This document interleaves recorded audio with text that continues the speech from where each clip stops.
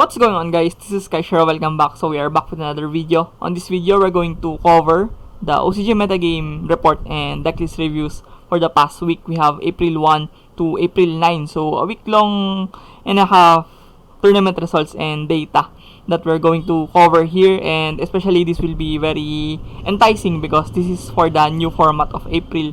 So the week 1 of April has been concluded and we're going to see which decks are doing well on the first week of our new format. So without further ado, let's start. So coming at first, we have Tagum, Card Hobbies, Yu-Gi-Oh! Vanguard One Piece local tournament from the Mindanao, I assume. So at first, we have Alfred Zamora, Scarecrow Horus. So this guy has been phenomenal on the deck. He has been playing Scarecrow for a very long time already, and he pretty much knows everything about the deck, and I really like his deck list all the time. He has different variants on the deck whenever I see his topping deck of Scarecrow. But this time he played Horus, and Horus gives him a very good avenue to protect his board using the Photon Lord. And also he played the Nemesis package, which can access out the Nemesis, I forgot, Protoss, for Protoss to lock out fire, which is very important because even though the Fire Nation have been deducted from the ban list, they have lost Wanted, they have lost Snake Eyes Ash, and I think it is still very powerful right now. So this Protoss can be very clutch against those matchups. And on the side deck, there's a lot of extra deck cards, no? Played Baguska and Zeus, the XYZ package, and also the Garura and Mad Dragon as well.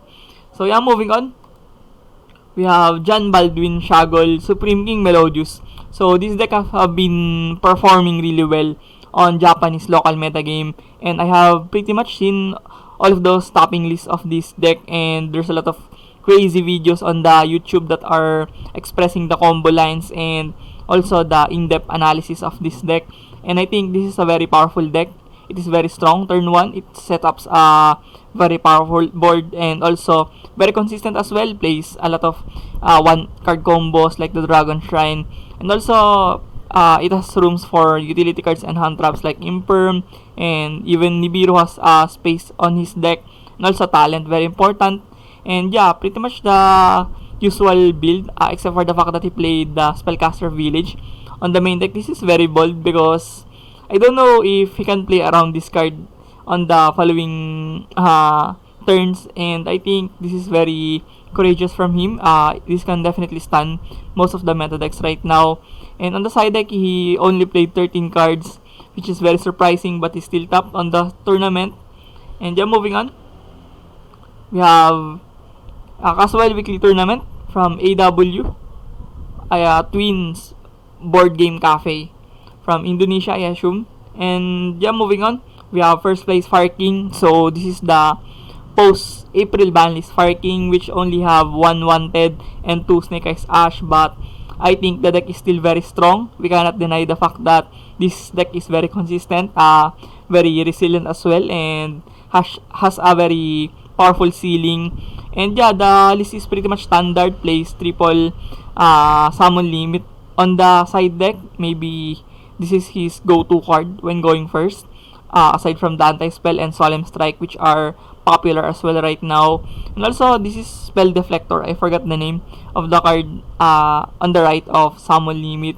So another interesting tech card here on his side. And also the Dual Little Chimera on the extra deck, which is gaining traction recently on Tenpai decklist and Fire King decklist. And I think this card can give him better OTK chances and better damage output. But yeah, I think that sums up about this card. And I think this card will definitely gain more traction as more tops in Japan will include this card as well, especially on Tenpai decklist. And next we have Sword Soul. Goodness, this 2021 deck is still revving it up until 2024, and I think Sword Soul is very consistent as well. Setups the Chisho Barone pass most of the time, and also has access to Protoss, which can be very strong against the fire attribute based decks on the format right now. And yeah, plays a lot of going first cards on the side deck. I think I really agree with this option to play Anti-Spell and Judgment to protect his already powerful board going first. Next we have Labyrinth. So it plays the Ishizu cards on the main deck, which can be very good on some matchups and also on the mirror match as well. This is very strong. And yeah, plays Bestials on the side deck, which can be very strong against Voiceless Voice, and Voiceless Voice have been a very top-notch deck on the format right now. Most people have anticipated that Voiceless Voice would be the best deck post-April ban list, but things didn't turn out that way, and Farking still has that throne right now on the OCG metagame. But yeah, I think Bestials are very decent right now. Next we have Snake Eyes post-ban list, so another deck, but this time it plays the Kashtira, which has been a very popular choice on the Master Duel platform. Most Snake Eyes players are playing the Kashtira package with the Kashtira Unicorn on the deck because it gives them resiliency on the deck and has good tools as well as an Kashtira engine. And yeah, I think the Kashtira engine will definitely complement the Snake Eyes, especially they have lost copies of Wanted and Ash. So I think this will be very interesting moving forward, whether Snake Eyes would adopt the Master Duel landscape or not. But yeah, moving on, we have Bandung Duelist, local tournament, ranking duel. On first place, we have Manidium. So Manidium with Bestials, no? So yeah, very exotic yet very powerful combo deck.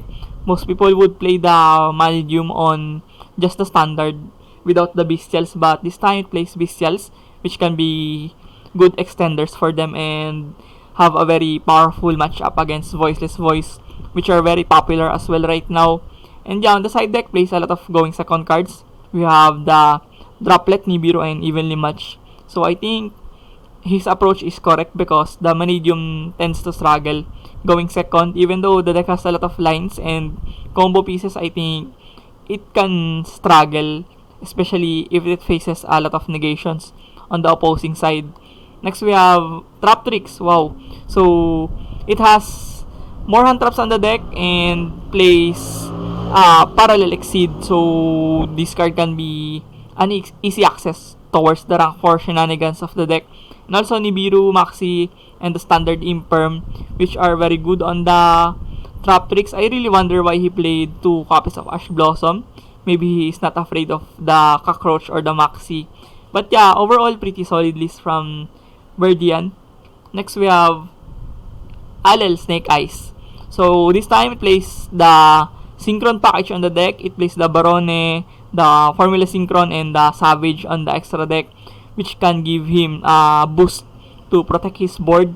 And Barone, Savage can be very oppressive as well moving forward. And also on the side deck, I really like his side deck, pretty streamlined into the Gamma package with Delta and Nibiru and Summon Limit. Those cards are very good right now on the format. Next we have 4th place, Owen, Red Dragon, Archfiend, so RDA, the Jack Atlas deck, and I think it's pretty standard. Only 1 copy of the, I forgot the name, Immortal Bound, yeah, Immortal Bound, something. And yeah, on the side deck it plays triple copies of the Black Goat Laps, which can be very strong against Tenpai. Once you declare Zongdora, they are pretty much rendered useless and most of their lines would be broken. So I think this is a very interesting side deck choice from Owen, maximizing the copies of the Black Goat. And yeah, moving on, we have Osiris Duelist Yu-Gi-Oh! Community Weekly Tournament. We have first place from Gaza, our friend and content creator from Indonesia, with the Vanquish Shoal. So a very well executed list from Gaza. Plays triple Phantasmi on the side deck, which are very strong right now in the format. The format is pretty much streamlined into Link Summoning, Ubel, and the Snake Eyes, Farking, Rescue Ace. All of those decks are really trying to Link Summon on their turn. So I think Phantasmi really makes a lot of sense. And you draw cards as well on this card, and those factors can be very beneficial for the Vanquish Shoal, which they gain a lot of going first shenanigans on the deck. And yeah, I think it really complements the Vanquish Shoal because this is also a dark target for their hand reveal, and also plays Matmech on the Vanquish Shoal lineup. And it's really interesting, no, that he played Matmech. Maybe he has options to go towards the Super Factorial Pass, which can be very strong as well for the Vanquish Shoal, and it gives an added interruption for the opponent. And yeah, I think this list is really well made from Gaza.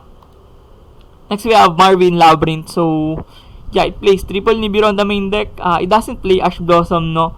And I think Nibiru is the way to go because even though Ash Blossom can be very strong on certain matchups on the metagame right now, I think Nibiru would be more punishing in a sense that you punish decks that overextends, and I think that there's a decklist error because the extravagance was on R3 on this list, but yeah, I think it's from the new format. But yeah, plays Keldo and the Ishizu lineup on the side deck as well. That's been the trend right now on Labyrinth deck list. And yeah, moving on, we have Tenpai. So this time Tenpai with more going second approach. And even though the deck is already going second, we all knew that. But the options on the deck of this Tenpai Dragon from Adit plays a lot of going second cards with Lightning Storm, Dark Hole, Forbidden Droplet, Trust and Talent, and Change of Heart. Those are very notorious cards for going second and board breaking. A very far cry from the usual Tenpai with more hand traps on the deck. And on the side deck, it plays Burning Draw. Very interesting because you tend to summon on fire monsters most of the time, and I think Burning Draw makes a lot of sense because he wants to draw his board breakers on this list. So yeah, I think Burning Draw is very cliche here, but yeah, very interesting as well from Adit. And yeah, moving on, we have a card weekly tournament report. We have first place, Adam, Runic Bestial. So this is the TCG oriented version of Runic. It doesn't play the stun, but it plays a more combo-ish type of Runic. Plays the Bestials and the Quem, which enables him to perform synchro summoning, summoning out the Dispater, and yeah, establishing board negates like Blazar and Barone. This is a very fresh take of Runic because we are very secluded in a OCG format which optimizes Runic as a stun deck over the combo 1. So yeah, I think this is a breath of fresh air on our Yu-Gi-Oh! Report here. Next we have Invoke Dogmatica with Sinful Spoils. So yeah, I think this is very interesting. It improves the ceiling of Invoke Dogmatica. But I really wonder if it is really, what do you call this, beneficial or a good trade-off of your consistency because you lost room for more hand traps and other utility cards on the deck by incorporating these Sinful Spoils. But sometimes you don't draw the Meltdown, the Alistair, and you don't even draw the Ecclesia. So I think it's better than nothing, no, the Silvera Pass from the Sinful Spoils. So yeah, I think I get his logic here from Akil. Next we have Melodious Supreme King from Adib. So this has been the trend recently and most people are playing this deck because this is like the better version of Melodious, and at the same time it is a better version of the Supreme King or the Pen Magi right now. So yeah, it is very cancerous to look at because it plays Necro Valley and the Spellcaster Village. But yeah, I think this deck have been very consistent and it has a lot of representations right now, and I really doubt that it will go away because most people will be more invested on this deck. And yeah, moving on, we have TG. Wow, TG with DDD. Yeah, I forgot. Yeah, maybe a mixture of both, but yeah, more predominant TG line of deck. And also, I placed the original with a couple of Snake Eyes cards. Really interesting. I'm really confused on his list and I cannot tell what is the objective of this deck. But yeah, maybe it's just combo galore. And yeah, moving on, we have FTHS Duel Bacolod Saturday Pods Tournament. We have second place from Norman Gomez, Altergeist with Sinful Spoils Engine. And yeah, Altergeist have been just there on the sleeper decks category all of the time. Altergeist can definitely surprise people, especially if you can grind out the games against them. And Altergeist have a very powerful grind game, and you cannot outtrade the Altergeist in the longer games.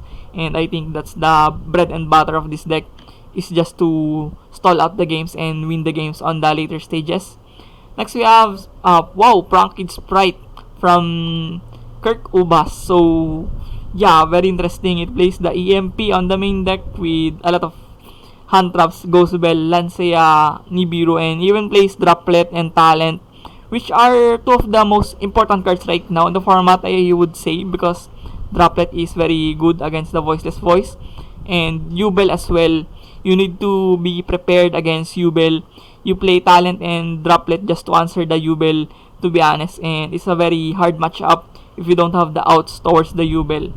And I would really agree with the option of playing Droplet and Talent right now from this Pranked player. Even though it costs a lot of cards, I think Droplet would be more beneficial to play right now, especially Voiceless Voice is really popular as well. Next we have Unchained from Ethan Galve on Memorabilia YGO local tournament. A very standard list of Unchained, no? Plays Droplet on the side deck and on the main deck. One copy, very odd, one off. And yeah, plays the Tour Guide, of course, and the Fiendish Rhino Warrior, which improves the consistency of the Unchained. And yeah, plays a lot of Exceed monsters on the extra deck. Plays Zeus and the Goblin Biker, XYZ. Yeah, I think. And yeah, pretty standard list from Ethan. Nothing too extravagant about this. And next we have Time Walk weekly tournament.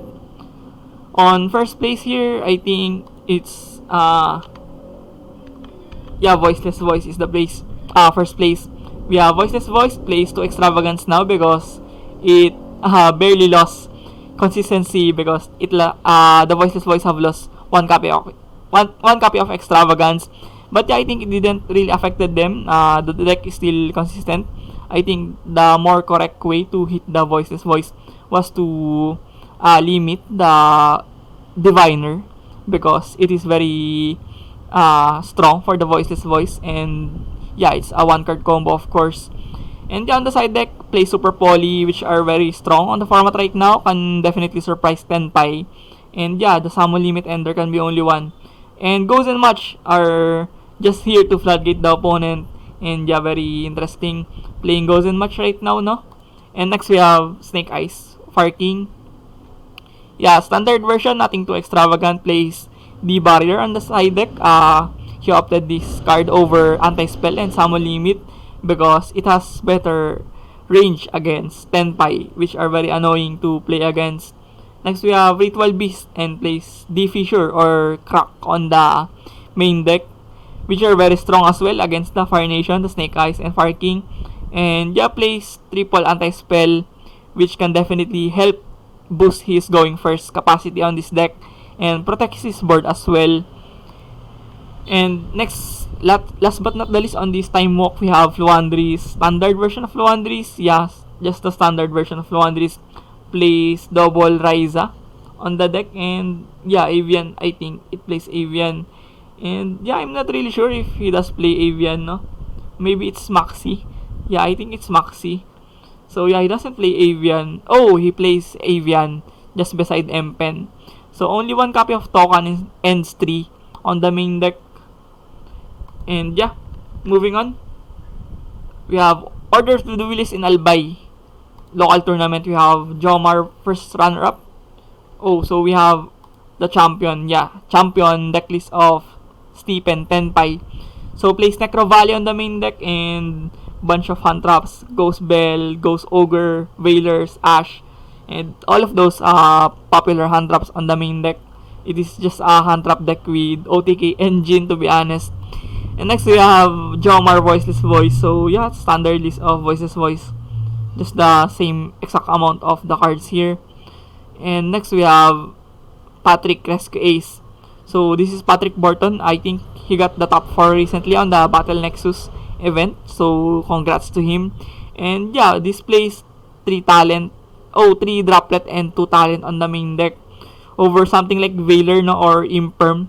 So he opted to play more going second, better cards going second on his list. And yeah, I think I would agree with this one as well because I think Droplet is very strong on Rescue Ace and talent as well. And next we have Angelo James, Vanquishol. So yeah, standard version of Vanquishol. It plays Magnamut on the main deck. Another Dark Reveal target on their disposal, and plays Didicrow and Korikara as well because those are Dark and Fire as well. Next we have the 3v3 tournament on our recently concluded KMCS 3v3 tournament from the collaboration of Kay Duwilis and Memorabilia. So we have the champion decklist here of Apollo Velarde, Elmar Boraga, and Chito Racimo with 2 Tenpai and 1 Nubel. So moving on, we have the decklist of Apollo. So it plays Heatwave, of course, another popular tech on the Tenpai going for shenanigans, and plays Kaiser as well, which are very toxic and cancerous, and I'm not really sure why Konami have let this card run rampant on the April format, but it is what it is. And yeah, moving on, we have Sir Profi, Elmar Boraga, Tenpai decklist. It plays more going second variants over the decklist of Apollo, which has more going first. And yeah, Droplet and Super Poly are just here just to break boards, of course, with the combo of Heavy Storm and Duster, just to out the problematic back rows in the Philippines metagame. And next we have the Yubel, the most famous deck right now in the Philippines. There's been a surge of Yubel players everywhere, every part in our country right now. There's a surge of Yubel players, and I wouldn't really disagree with them because this deck is very strong right now, and potentially, just potentially, will be even more better from the upcoming support of Fiend monsters with the Fiend Smith going into our block post info. So I think this deck would be more stronger, and it is already strong and consistent. I think it will eventually get better. And moving on, we have the another 3v3 decklist from Team Commonwealth, the finalists of that tournament. We have David Seijiro Tenpai and Gio Agoto Tenpai, and another 2 Tenpai on the block, and we have Ken Pontejo's Fire King. On first, we have David Seijiro's Tenpai. It plays a lot of going first cards, Kaiser and Necro Valley, which can be very strong against Fire King, of course, and also plays Heatwave on the side deck. And he played a lot of back row removal with Twin Twister and Cosmic Cyclone on the side deck. And next we have Gio Agoto's Tenpai. Plays Magnamut on the main deck, of course, and Nibiru, Ghost Ogre, Bell, and Droplet. I think this is the correct way to go on Tenpai. Played more Hand Traps and Droplet, of course, just to have answers against Voiceless Voice and Yubel. And yeah, plays the Black Goat Loves on the side deck, which can be very strong against the mirror match. And next we have Fire King from Ken Pontejo's. Standard Fire King, I think, has a lot of side deck hand traps, plays Lancea and Nibiru on the side deck. He didn't run Phantasmi on the side deck, but on the main deck he played 2 Talent and the Submersion. On the main deck, I think it's just the correct amount of talent right now. Some play 3, but I think 2 is the perfect number for me for the talent. And next we have the third place, the third runner-up for the tournament of KMCS as well. My teammates on Kaido Willis community, we have Justin De La Peña, Fluandris, Player B, Jude Cruz, Tenpai, and Player C, Mark Almanzor, Salaman Great. So moving on, we have the Fluandris deck of Justin De La Peña. So the comment says, palagba sa Metator. In English, it is viable enough to compete against the format or the meta right now. For me, I think Fluandris will just be here all of the time and anytime because this deck have been just a modern version of True Draco. I think it's very evident that Fluandris kept on gaining representations on every format since 2021, since the Sword Soul format. Fluandris have been here on the OCG metagame, and it's 2024 and it is still not stopping anywhere. And I think Fluandris is just that good of a deck. And yeah, plays Duality and Prosperity and Extravagance to boost the consistency of the deck, even though they have lost consistency cards before. And plays Trust and Talent as well.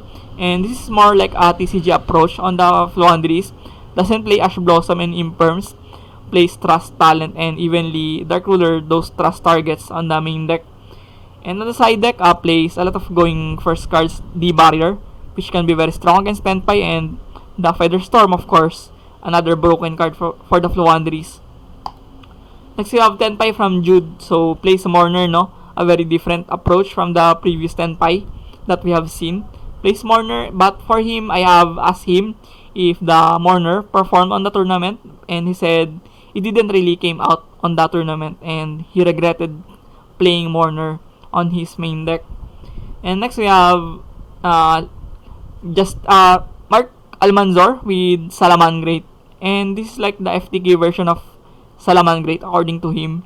So it plays FTK lines, and I'm not really sure how it can happen, but yeah, it's very interesting and very different from the usual Salamangreat. So I think it sums up our report of Uncrowned Kings local metagame report, tournament results, and decklist review. So once again, thank you for watching this video. I hope you can drop a like and subscription on my YouTube channel. So I think see you on the next one. Peace.